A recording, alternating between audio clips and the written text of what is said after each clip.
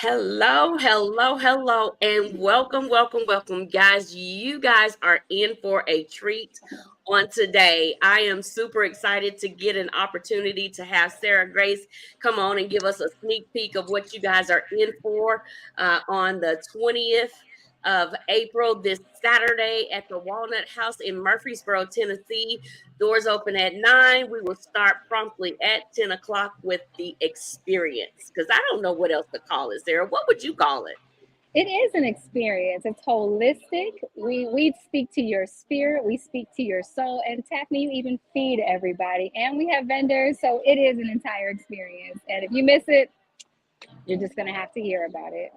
Yeah. So, Sarah, can you just give us a little quick peek of what you thought the first time you heard Would You Marry You? Would you marry? Oh, the first time I heard "Would you marry you," I had to ask myself, "Would I marry me?" I don't know if I should answer that question on this video. You'll have to come to the conference for me to give my answer, but it definitely made me look inside. Yeah. I think that was my biggest deal.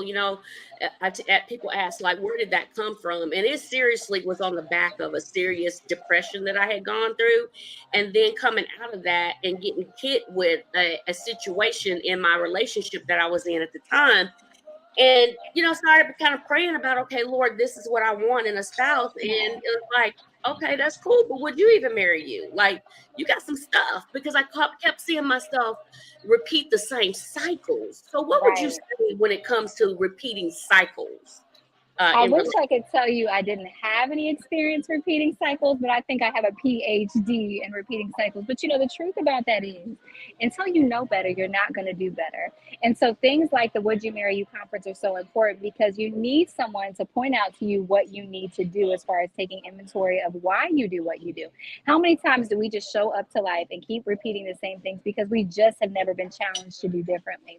I'll be honest with you. There was a time I went to therapy and I told them everything I've been through, and he did this and they did this. And then I said, now tell me what's wrong with me. Why am I allowing this? So, the thing that we need to understand about a conference like this and repeating cycles is that we have the key to unlock a whole new version of ourselves, a whole new version of relationships, a whole new version of opportunities, but it's going to be based on us being willing to take the time to do that self inventory and do the work that we discover based on that inventory.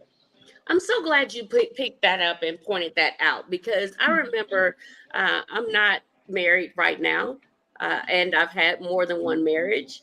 But Right. I remember my second marriage. I went to marriage counseling. We had an issue come up in our marriage, and it was very hard for me to deal with. And I remember going to my pastor. My pastor didn't have the right words for me. It was a whole other situation. But at any Right. rate, I ended up going to marriage counseling. I asked him to go to counseling, and he says, I'm not the one with the problem. You are. So I was like, Oh. okay. All Oh. right. So, yeah, that did not sit real well. I'm just I saying. can imagine. Right. But at any rate, I was so distraught and I was in such a deep, dark place. I was like, you know what? I've got to go do something. And so I went to marriage counseling, same thing. I went to counseling and I was like, and he did this and he did that. And it was a female. So Right. I'm like, oh, she got my back, like in my head.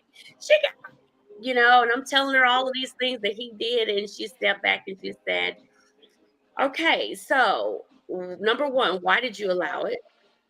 Oh, And yeah, oh, exactly. honey, whole nother get your life together. Why did you allow it? And these are the things that are most important to a man. And she went to break these things down to me.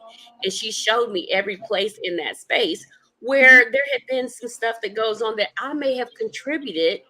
I mean, I'm not saying it was my fault because he still made a Right. choice. But some Right. of the insecurities and me not being confident to speak up was causing me to continue to allow some inappropriate behavior and unfair treatment, for lack of better terms, of not setting healthy boundaries. So, what would you say when it comes to being able to set healthy boundaries? How do you know what those boundaries are? Well, you first have to get your guidance on healthy boundaries from God. How does God see you? How does He view you? How would God treat you if He had the body of that man that you're with? And so, what we have to understand is that even if we can show mercy and grace in a relationship, we don't have to say, "Oh, this is tolerable." because it's coming from someone I love. Hey, this is not how my father would treat me. Now, I'm blessed in this season of my life to have an awesome spiritual father, to have brothers in the Lord that like really treat me with respect, and even some guy friends that treat me with respect. So in that, you start to get an example of what it should look like. So then when you see other behavior, you're like, wait a minute, this isn't how my father speaks to me. This isn't how my brothers speak to me. This isn't how my friends speak to me. And even in that, in setting boundaries, you can give a person an opportunity. You can say, this is what I require. And at that space where they decide they're not willing to do what you require, now you're in a place of decision. And so Mm, this is one thing I tell everyone, especially in the coaching space. Once you set a boundary, you need to be prepared to defend that boundary, because that boundary is not going to defend itself. And most people that are the type to hurt or offend beyond boundaries are prepared to test you. So what are you going to do after the boundary? Are you going to say, you know what? Okay, well, I'm going to give you second and a third and a fourth chance. Or are you willing to stand and say, well, this is what I require. And if you are not able to meet this, then this is the terms of engagement for me. And I'm not willing to be in a space with you anymore. And most women that set boundaries aren't prepared for what comes after that. So mm, it's important, as you set them, prepare for them to be violated. And then you have to decide why it is. And if I could just take it one step further before I pass the mic back, a lot of times when the boundary is violated, we are afraid to defend that boundary because we don't want to be lonely. But you have to make a decision that you would rather have peace and dignity than have someone else's presence in your company that doesn't value or appreciate it. I absolutely love you pointing that out, because Yeah, one of the reasons I know for myself, and I can't tell nobody else's story, but I can tell mine well. right. I know Right. one of the things for me is that old school song, I'd rather have a piece of man than have no man at all. Like that is such a No, lie. man. But at any rate, not that I was so much letting the song dictate my Right. life, but I had dealt with abandonment as a child. You know, Yeah. I was adopted as a baby. And so it wasn't that I was actually abandoned. There were a whole nother set of situations that went on, but the way I felt. So, you know, we can deal with the facts, or we can deal with the emotions that are attached to the facts, or the truth that we've allowed ourselves to believe. And then we have to go through the process of disowning that lie and Yeah. speaking God's truth over us. But the only way we know the truth, as far as being accepted and secure and significant and the safety thing, is if we have a personal relationship with God. Right. And if we're not taking it from God and we're expecting people to be the one to show up, baby, we will have our lives jacked up for the rest of our lives, right? Yes, ma'am. So, because of the fact of me not wanting to be alone, for whatever reason it was, my boundaries were able to be violated, for lack of Mhm. better terms. So, what would you say about that as far as understanding who you are? Like, how do you get to that point? It really has to come from God. I can remember the first time I experienced a broken heart after my divorce. So this was the first time as an adult in my 30s that I had went through dating and just complete heartbreak, thinking this was a man I was actually looking at marrying, was preparing to elope. And I was so brokenhearted. I was at an altar and I said, God, why does it hurt so bad? And he showed me a broken mirror. And he began to explain to me that the reason why you're so heartbroken is because you think that this relationship and how this man treated you is a reflection of your value. And he said, until you look in the mirror of my word and you look for your value in my word and in me, you're going to constantly look for validation in other people. And I can testify to you that it has been a lifelong battle for me to really see myself through God's eyes. But the more that you really recognize your value and worth before God, it's not even so much like, oh, you just can't step to me. You can't deal with me because I'm this, that, and whatever. But it's like, no, I belong to God. I'm valuable. And I have to protect the precious merchandise and cargo that God has placed in me for his glory and his purpose. And even if I love you so much, I'm willing to cry and boohoo over you, I still have to put a boundary around me because I'm protecting God's glory and the thing that God has invested in for the sake of his calling and his purpose. And so that's another thing it's really important to understand too, is that God created you with purpose. And when you're constantly heartbroken and going through back to back situations and circumstances that you don't protect yourself from, how can you really walk out the call of God if you're always crying and always in trauma? So I've learned to protect myself to a point to say I have to protect the calling of God as a Hmm. disciple of Christ, as a speaker, as an author, and all these various things. We all do different things because if I'm constantly engaged in relationships that don't reflect my value, I get distracted from my greater purpose. And I have to love God more than I want comfort or want companionship. So that's beautiful, and I think that that's a piece that we forget. We think of it as on the surface and not what Yeah. we're carrying. What we are carrying is too important to get tainted Yes. by allowing, negativity in those type of situations and toxic behaviors to Yes. infect what it is that we're carrying, because That's you do it. carry infections from people that are not in the right place. Yes. So, how do you protect yourself without pushing people away? Like, there are so many, this is a deeper level. Every time we do this, every time we talk, every time we have an experience, a would you marry you experience, Hmm. or challenges, or get on a show, because we both do television, we both host television.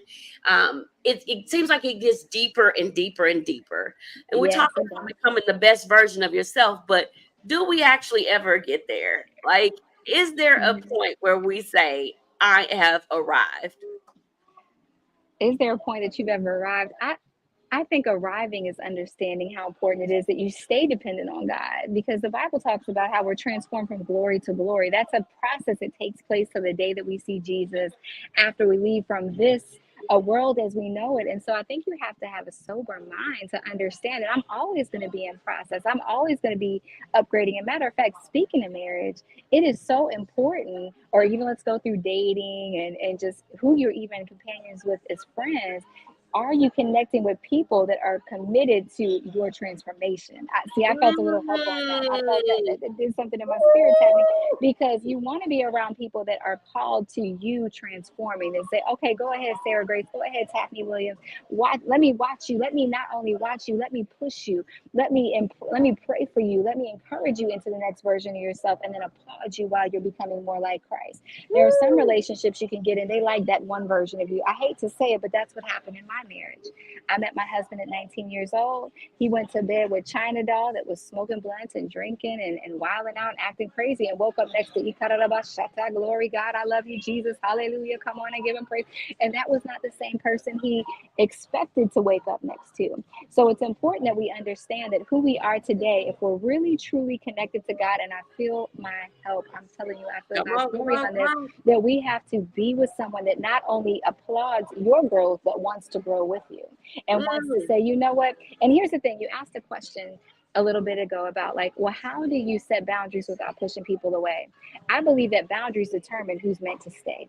Because when you can say, you know what, this is my boundary, I want to do things like this, and I want to focus like this, and whatever your boundaries are, and spiritually, professionally, this can even be in your business relationships, in any way, shape, or form, sexually, if you're dealing with a romantic relationship. And if that person is committed to those boundaries, even if they try to cross them and say, you know what, but I'm willing to acclimate and grow with you.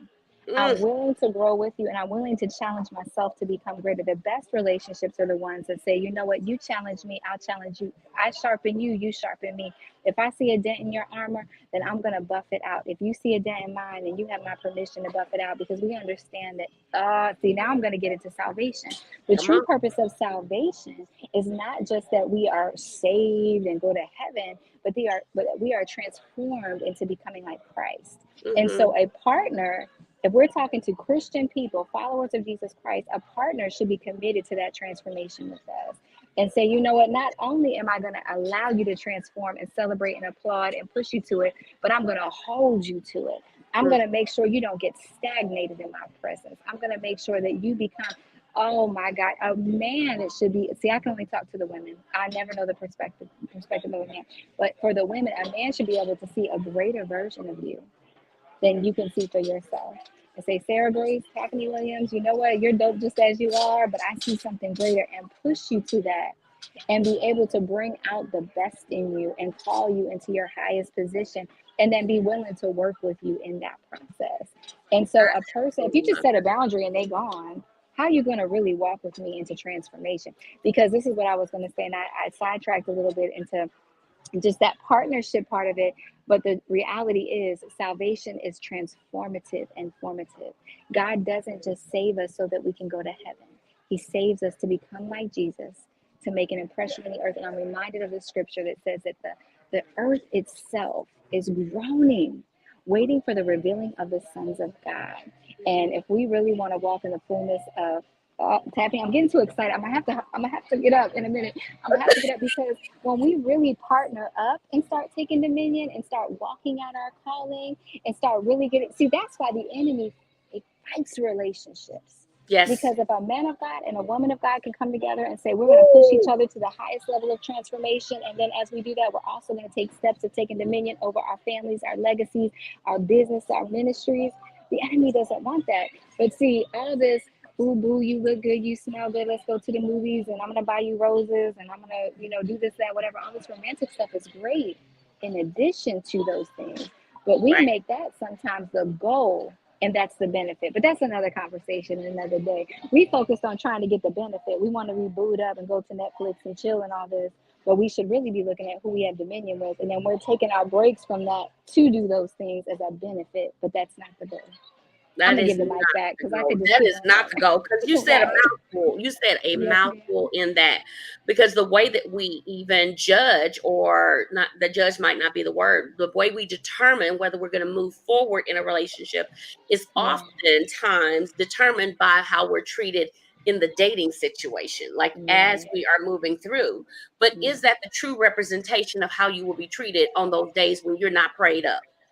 You know what I'm Oh, saying? see, you just took me back to conference number one. Remember when I said, I know you already know what I'm talking about. When I said, okay, I sat down on the stage, I remember, and I started doing an illustration like when I take off my eyelashes and I take off my makeup, and maybe for some of us, this is all me right here, baby, but when we take off our hair, but not only that, can you love me without makeup? Can you love me without my hair done? But can you love me without prayer? When I start to fade and I start to fall back, are you going to judge me? Or are you going to begin to speak life over me and say, Taffiney, get up? I know you've had a hard, because seasons come and seasons go. And Yes, they sometimes do. God allows seasons to come to shape us and put a demand on our potential. But you want to have a partner that will speak to the best version of you and call it to the forefront, even when you don't feel like the best version of you. Somebody that can be on the phone and say, Sarah Grace, you're getting in your flesh. I need you to come on, bring it back in the spirit. You want Yeah. somebody that can speak to that part of you and love you when you are not at your highest level, but not accept you staying there. Call me to my highest. I'm getting tapping. I don't know. I'm just getting excited now. I have to save some of this. I have to save some of this for Saturday. There's so much more. Listen, people, there's so much more where that came from. This is just truly a sneak peek of what it is that you will experience when you make it out to Would You Marry You Mm-hmm. 2024. Whether you join us virtually or you join us in person, it is the Yes. same thing. And just, but I'm telling you, to be in the room with not just one, not just two, but Yeah. three, four, all of us in the same space, and then the Spirit of the Lord coming, expecting to see change, expecting breakthrough, expecting transformation. Because I don't know about you, Sarah, but I get blessed and get transformed every time. Yes. You go to Absolutely. serve and you end up getting served, and to get poured back into, even as we pour out. That's the beauty of having so many people in that space that have the same kingdom mindset. I'm reminded of the Lord telling me a couple of years ago to start nurturing relationships that are symbiotic and reciprocal. And I think that Yeah. that Come on. speaks so highly in relationships as a whole, because whether they be business, romantic, or even within our family, relationships Right. has one person in common, and that is you. So when Absolutely. you go into that space, if you're in a space with people who have a symbiotic vision, or they may not go about it the same way, but they're symbiotic in their heart posture, Yeah. in their love for God, in their love for people, and their love for you. I remember Right. asking the Lord, give me a man that loves God more than he loves me. Because if he loves God Yes. more than he loves me, I don't have to Come worry on. about how I'm treated. Right. Don't worry about it at Absolutely. all, because he's going to have the love of Christ in him. He's going to love me Absolutely. past my situations or whatever. Mm. And Come that is on. the beauty of it when it comes to relationships. That's the first thing that God established, was relationship.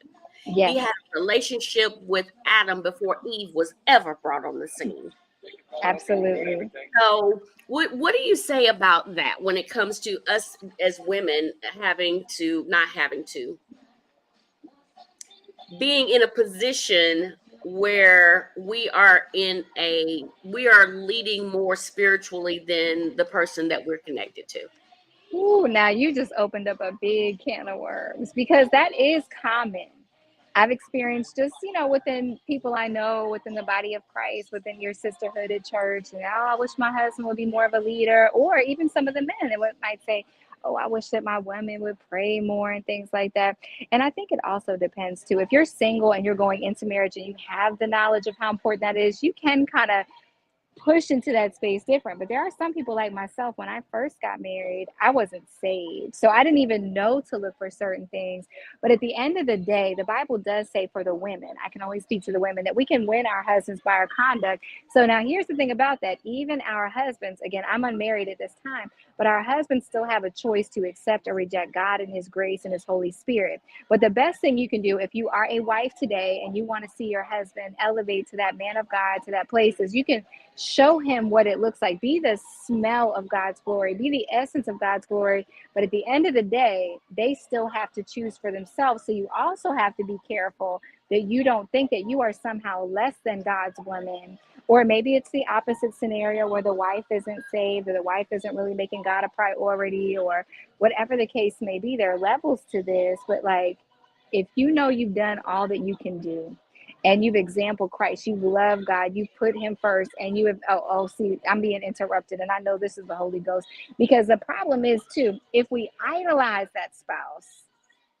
and we're praying for God to save the spouse, heal the spouse, make the spouse a leader, because they become our primary obsession or focus, sometimes I believe that our prayers can hit a ceiling.